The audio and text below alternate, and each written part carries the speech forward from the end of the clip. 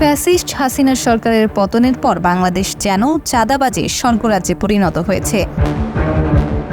বিভিন্ন মহল থেকে বিএনপির স্থানীয় ও কেন্দ্রীয় নেতাকর্মীদের চাঁদাবাজির অভিযোগ উঠেছে।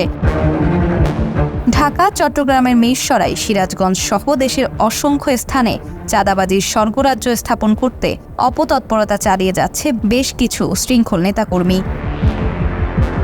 ব্যবসায়িক প্রতিষ্ঠান থেকে শুরু করে স্থানীয় ছোট ব্যবসায়ী, উন্নয়ন প্রকল্পসমূহ ও সাধারণ জনগণের কাছ থেকে চাঁদা আদায় করছে বিএনপির কিছু নেতাকর্মী। এরই মধ্যে চাঁদাবাজি করতে গিয়ে বিএনপির দুই গ্রুপের মধ্যে সংঘর্ষে প্রাণহানির একাধিক ঘটনাও ঘটেছে। এমন পরিস্থিতিতে সাধারণ নাগরিকদের মধ্যে উদ্বেগ বৃদ্ধি পাচ্ছে। আবারও সেই দখলদারি, আবারও সেই চাঁদাবাজি, এগুলো শুরু হয়ে গেছে। চাঁদাবাজির কোন দেশ নেই। বিএনপির নেতৃবৃন্দের এই ধরনের কর্মকাণ্ড বিএনপির প্রতি সাধারণ মানুষের আস্থা বিনষ্ট করার পাশাপাশি বিএনপির রাজনৈতিক ভবিষ্যৎকেও প্রশ্নবিদ্ধ করছে। চাঁদাবাজি, দখলদারিত্বের ব্যাপারে বিএনপির তীব্র সমালোচনা করেছেন জামায়াত আমির শফিকুর রহমান।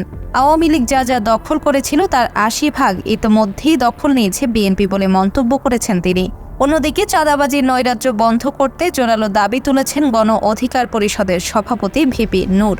তাও যদি কোনোদিন 10 পয়সার চাঁদা কিংবা অনুদানের জন্য যায়। বিএনপির কেন্দ্রীয় নেতৃবৃন্দ অবশ্য তাদের সমর্থকদের উদ্দেশ্যে একাধিকবার দুর্নীতি ও চাঁদাবাজি বন্ধে করা বার্তা দিয়েছে। বিএনপির কেউ এসবে জড়ালে কঠিন শাস্তির হুঁশিয়ারিও দিয়েছেন ভারপ্রাপ্ত চেয়ারম্যান তারেক রহমান।